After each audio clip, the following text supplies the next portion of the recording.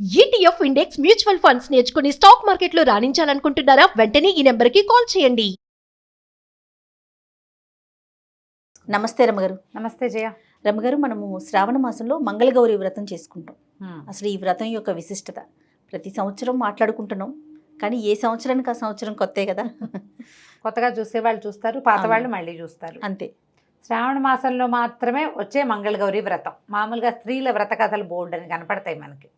వివాహం అయ్యాక పిల్లలతో ఆడపిల్లలతో నోవులు పట్టిస్తారు. ఒక్కో ఇంట్లో మూగుదానికైనా 3 నోవులు అనేవారు మామగారు, అలా చెప్పేవారు. అవును, కనీసం ఎంత చేతకాని వాళ్ళైనా 3 నోవులైనా చేయాలని. కొంతమంది కట్టలు తద్ది నోవులు ఉంటాయి, ఉండ్రాలు తద్ది నోవులు ఉంటాయి, తద్ది నోములు. అవును. ఇవి కాకుండా పౌర్ణమి నోములు ఉండేవాళ్ళు కొంతమంది ఉంటారు. వాళ్ళ ఇళ్లలో ఆచారాన్ని బట్టి ఆచారాలతో నిమిత్తం లేకుండా చేసుకోగలిగే నోములు కొన్ని. అవి ఇప్పుడు ఇట్లా పర్వదినాల్లో వచ్చేవి. ఇవే కాకుండా కార్తీకంలో చేసుకునేవి. ఆచారాలతో సంబంధం లేదు, నా అక్కర్లా, మనం చేసుకోవచ్చు. మామూలుగా గౌరీదేవి అంటే గౌరీదేవి సువాసిని, ఆమెని నిత్య సువాసిని అమ్మవారు. ఆమెను పూజించిన వాళ్ళకి 5వ తనం కలకాలం నిలుస్తుంది. భర్తతోటి మనకి అనుబంధం లేకుండా ఇబ్బందులు లేకుండా ఉంటాయని గౌరీ ఆరాధన, నిత్య గౌరీ ఆరాధన చేయాలని చెప్తారు. వివాహాల్లో ఇక ఏ పూజ చేయించారు, గౌరీ పూజ మాత్రమే చేయిస్తారు. అమ్మవారు చూడు, అమ్మాయి కూర్చుని గౌరీ పూజ చేసుకుంటుంది అంటారు. ఓకే. ప్రతి వివాహంలోనూ అమ్మాయితోటి గౌరీ పూజ చేయిస్తారు. ఈ గౌరికి ఒక ఎర్రని రాతిని గౌరికి ప్రతీకగా చెప్తారు. ఓకే. నదుల్లో దొరికే రాయట అది. ఆ రాయితోటి గౌరీ చేస్తారు. ఆ గౌరీ లక్ష్మీదేవి పూజ మాత్రం చెయ్యరు వివాహాల్లో. అవి సినిమాటిక్గా ఏదో సినిమాలో కనపడింది కానీ చెయ్యరు అట్లా. గౌరీ పూజ చేస్తాం కదా, లక్ష్మీదేవి పూజ కూడా చూస్తున్నాం ఈ మధ్య సినిమాటిక్ పూజల్లో కనపడుతోంది కానీ లక్ష్మీ పూజ చెయ్యరు. అవును, గౌరీ పూజే చేయిస్తాం. ఈ గౌరీదేవిని అమ్మాయి మళ్ళీ కాపురానికి వెళ్ళేటప్పుడు మనం దేవతార్చన ఇస్తాం కొంత. ఆ ఇచ్చేటప్పుడు గౌరీదేవిని ప్రత్యేకంగా తెప్పించి ఇస్తారు. ఇంట్లో పూజ చేసే గౌరిని ఇవ్వరు. ఆ గౌరీ ఈ ఇంట్లో ఉంటుంది. ఆమెకు మళ్ళీ పూజ మనం వేడిగా కాపురం పెట్టించేటప్పుడు ఏవో ఇస్తారు కదా, తిరగళ్ళు, రోళ్ళు అవి ఇస్తారు. వాటితో పాటు గౌరీదేవిని కూడా ఇస్తారు. ఆ గౌరీని పెట్టి పూజ చేసుకోవాలి. ఇళ్లలో ఆచారం ఉంటే, లేదనుకో ఏమీ లేదు. కానీ గౌరీ పూజ మాత్రం మనం నిత్యము చేసుకోవచ్చు. దానికి ఆచారంతో ప్రమేయం లేదు. అలా ప్రమేయం లేని పూజ ఈ మంగళగౌరి వ్రతాలు ఏంటంటే దీంట్లో విధానాలు వేరువేరుగా ఉంటాయి. ఒక్కో ప్రాంతానికి ఒకట్లా, మళ్ళీ కమ్యూనిటీస్లో కూడా కొంత తేడాలు ఉంటాయి. ఆ మంగళగౌరి వ్రతం, అమ్మవారు మంగళగౌరి దేవి ఈ ఆవునేతి దీపాలలో, పువ్వులలో, పసుపు కుంకుమలలో ఉంటుందట. పువ్వులు, పసుపు కుంకుమ, గంధం, అక్షతలు, అదంటే సువాసిని ద్రవ్యాలు. దాంతోపాటు ఆవునేతితో వెలిగే దీపజ్యోతిలో మంగళగౌరి సాన్నిధ్యం ఉంటుంది. ఆమె సువాసినితనాన్ని ఇస్తుంది, అంటే 5వ తనాన్ని పెంచుతుంది. మంగళగౌరి నోములు నోచుకున్న వాళ్ళకి 5వ తనం ఉంటుందని అదని చెప్తారు కథల్లో, మనకి వ్రత కథలో కనపడుతుంది. ఇది సింపుల్గానే చేసేసుకోవచ్చు. అయితే ఇదేంటంటే ఇళ్లల్లో ఉండే విధానాన్ని బట్టి మంగళగౌరి వ్రతం శ్రావణ మంగళవారాల్లోనే నోచుకుంటారు. ఈ శ్రావణ మంగళవారాలు వారం మరి నెలలో 4 లేదా 5 మంగళవారాలు వస్తాయి కదా. ఈ 5 మంగళవారాలు నువ్వు నోచుకోవడం, ప్రతిరోజు తప్పకుండా 5 ముత్తైదులకి, ప్రతి వారము 5 ముత్తైదులకి తాంబూలం ఇవ్వాలి. మొదటి వారం, 2వ వారం, 4 వారాలు, ఓ వారం కుదరపోతే ఇంకో వారం 10 కూడా ఇవ్వాలంటారు కొన్ని చోట్ల. అలా కూడా ఉంటుంది. అట్లాగే మళ్ళీ ఏటా పెరుగుతారు. మొదటి సంవత్సరం 5 ముత్తైదులు, 2వ సంవత్సరం 10, 3వ సంవత్సరం 15, 4వ సంవత్సరం 20, 5వ సంవత్సరం 25 మంది ముత్తైదులకి వాయనం ఇవ్వాలి ప్రతి వారము. ఇదంతా పెద్ద ప్రోగ్రామ్గా ఉంటుంది. ఇప్పుడు వాళ్ళ ఇంట్లో ఉన్న ఆచారం ప్రకారం వాళ్ళు అట్లా చేసుకుంటారు అనుకుందాం. మన ఇంట్లో లేదు, మనకు కూడా గౌరీ పూజ చేసుకుందాం అని ఉంది. నిత్య గౌరీ పూజా విధానం పుస్తకం దొరుకుతుంది. 10 రూపాయలు ఉంటుంది అంతే, చిన్న పుస్తకం. గౌరీని ఒక రాతిలో ఒక చిన్న, మనం మామూలుగా ఈ గుండ్రాళ్ళు దొరుకుతాయి చూడు, బుజ్జిబుజ్జివి, ఒక ఎర్రటి రాయి మాత్రం తెచ్చుకోవాలి అంతే. మనం బొట్టు పెట్టి పూజలో ఉంచుకోవచ్చు గౌరీదేవిగా, కదపకుండా ఉంచుకోవాలి. తుడిచి మళ్ళీ అక్కడ పెట్టుకోవచ్చు. ముట్టుకోకూడదు, తీయకూడదు కాదు. ఇక్కడి నుంచి తీసి అటక మీద పెట్టి ఆ పనులు చేయకూడదు. అదేలేండి, చిన్న రాయి, ఇంత చిన్నది కూడా గౌరీదేవి. పసుపు బొట్టు పెట్టడం. మంగళవారాలు 4 మంగళవారాలు పూజించుకోవచ్చు. ప్రతినిత్యము ప్రతి వారంలో వచ్చే మంగళవారాన్ని మనం పూజ చేసుకోవచ్చు. ఎప్పుడు పూజ చేసుకోవచ్చు ఆ రాతికి, అమ్మవారుగా భావించి. ఇక ఆమెను మన ఇంట్లో ఉంచుకుంటామన్నమాట. పసుపు కుంకాలతో పూజ చేస్తాం. నేతి దీపారాధన నియమం ఆవిడకి ఇష్టమట. ఆమె అందులో ఉంటుంది, ఆ జ్యోతిలో. ఇలా ఎవరైనా చేసుకోవచ్చు. మళ్ళీ ఈ వాయనాలు ఇన్ని చేయాలి, అంత చేయాలి, చలిమిడి చేయాలి, శనగలే ఇవ్వాలి, గాజులే ఇవ్వాలి, కాటికే పట్టాలి ఆ నియమం లేదు. మనం మామూలుగా అందరూ చేసుకోవచ్చు మంగళ గౌరీ ఆరాధన.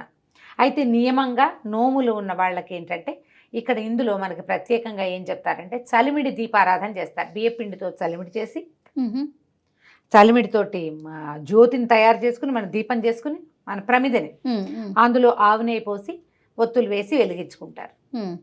ఈ దీప చాలా ఆరాధన అంతా మామూలు షోడశోపచార ఆరాధన అందరు లక్ష్మీదేవికి చేసినట్టే గౌరీదేవికి చేస్తాం. అమ్మవారికి శనగలు ఒకటి నివేదన చేస్తారు. ఓకే, శనగలు బియ్యపిండి చలిమిడి ఇవి ప్రమిద ఏదైతే పెట్టామో జ్యోతి మనమే తినాలి. అవును, జ్యోతి ఎవరు నోవు నోచుకుంటారో వాళ్ళే తింటారు, వాళ్ళే ప్రసాదంగా స్వీకరించాలి. అయితే ఇప్పుడు చలిమిడేమో మనం అమ్మవారికి నివేదన చేయటం, అందరికీ పంచిపెట్టడం. చలిమిడి శనగలు వాయనంగా ఇస్తాం. ఈ శనగల్ని చలిమిడిని కూడా అమ్మవారికి నివేదన చేసినాక దాన్ని మనం వాయనం చేస్తాం. అరటిపళ్ళు, తమలపాకులు, వర్షాకాలం కాబట్టి ఇప్పుడు కొంచెం కమలాలు అవి వస్తాయి, అవి ఇవ్వచ్చు. మన శక్తిని అనుసరించి కొబ్బరికాయలు ఇవ్వచ్చు, జాకెట్ బట్టలు ఇవ్వచ్చు, మన ఓపిక.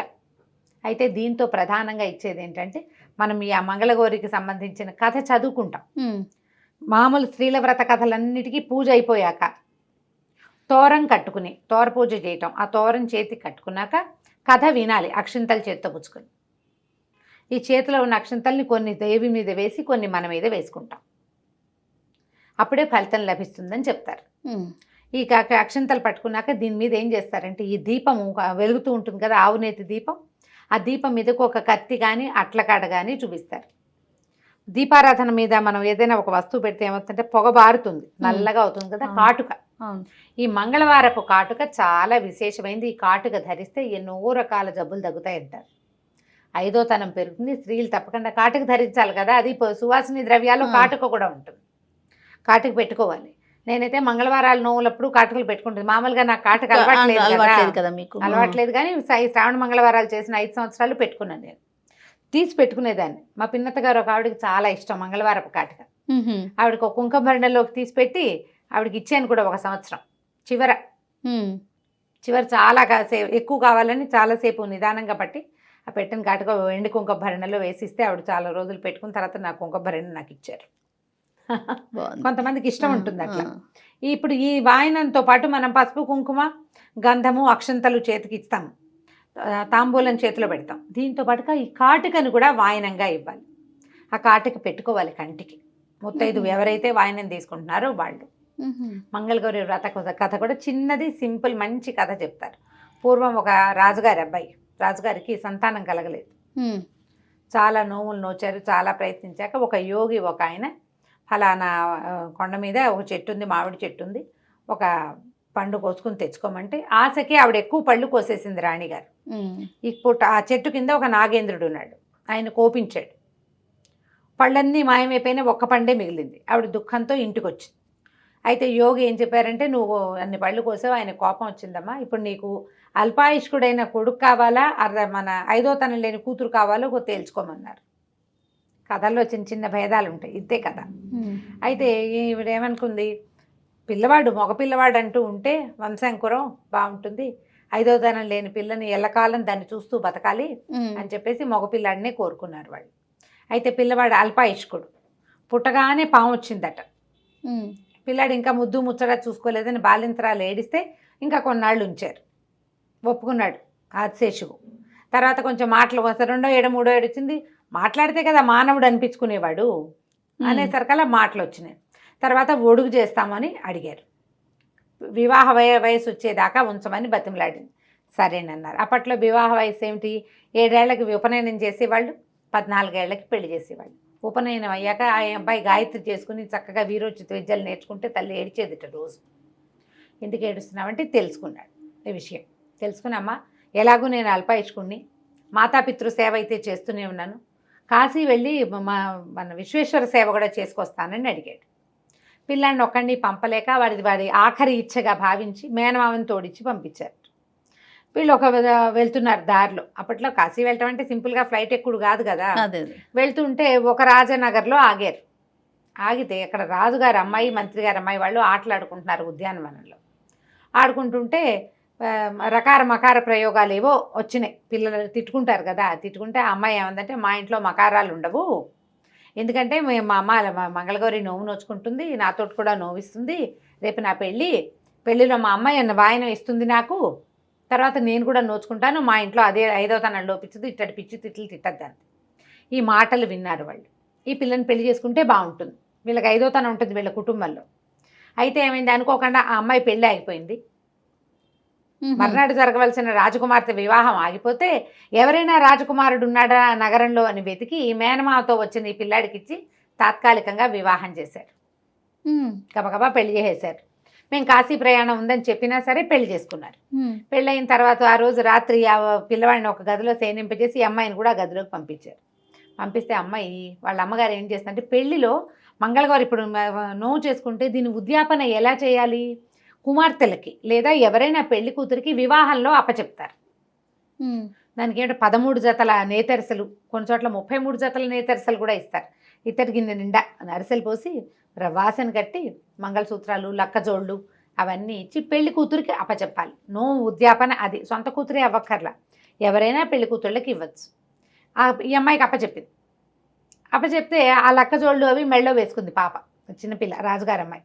మంగళగౌరి కల్లోకి వచ్చింది, నీ భర్తకి ఇది ఉందమ్మా, మరణగండ ఉంది, సర్పం వస్తుంది, ఓ పాలకుండ తెచ్చిపెట్టు, సర్పం పాలు తాగుతుంది, అది పాల కుండలోకి వెళ్ళగానే వాసన కట్టేసేయి, రేపొద్దున్నే మీ అమ్మకి వాయనం ఇద్దుగానది అని చెప్పేసరికల్లా సరేనంది. ఈ లోపల సర్పం నిజంగానే వచ్చింది. ఈ అమ్మాయి దండం పెట్టి పాలకుండ పెట్టింది. పాల కోసం సర్పం కుండలోకి వెళ్ళింది. వెళ్ళగానే కుండకి వాసన కట్టేసింది అమ్మాయి. వాసన కట్టేసింది. భర్త దగ్గర పడుకుంది మాట. అతని దారిని అతను పడుకున్నాడు, అమ్మాయి దారిని అమ్మాయి పడుకుంది. తెల్లవారేసరికల్లా వాళ్ళు కాశీ ప్రయాణం కదా చెప్పారు. వాళ్ళు పొద్దున్నే లేచి వెళ్ళిపోయారు. ఈ పిల్లకి భర్త కనపడలేదు. అయితే ఈ కుండని ఏం చేసిందట అమ్మాయి, వాసన కట్టింది కానీ పైన పెట్టింది అటక మీద. అటక మీద పెట్టడానికి ఎత్తుగా ఏమీ లేక ఆ పడుకున్న వాడి తొడ మీద ఒక కాలేసి ఎక్కిందట పైకి. అమ్మాయి పారాణి గుర్తు కాలు మీద పడింది అనమాట. అతనికి నిద్రపోతున్నాడు, వెళ్ళిపోయాడు. ఇక భర్త రాలా. ఈ అమ్మాయి ఏమో భర్త కోసం వెయిట్ చేయడం మొదలుపెట్టింది. రాజుగారు అన్నారు, అదేదో తాత్కాలిక పెళ్ళి, సుముహూర్తం బాగుందని చేసాము, వేరే సంబంధం చూస్తామంటే అమ్మాయి ఒప్పుకోలేదు. పెళ్ళైపోయింది, నాకు మంగళగౌరీదేవి కనపడింది అని చెప్పి కొద్ది రోజుల తర్వాత వీళ్ళు కాశీకి వెళ్ళారు. అతనికి కల వచ్చేదట ఎంతసేపు, ఎవరో కొంతమంది యమభట్టులు తన కోసం వచ్చినట్టు, అక్కడి నుంచి గౌరీ స్వరూపాలుగా ఉన్నటువంటి దేవతా స్త్రీలు వాళ్ళతో పోరాడుతున్నట్టు, వాళ్ళు యుద్ధం చేసుకుంటున్నట్టుగా కల వచ్చేది.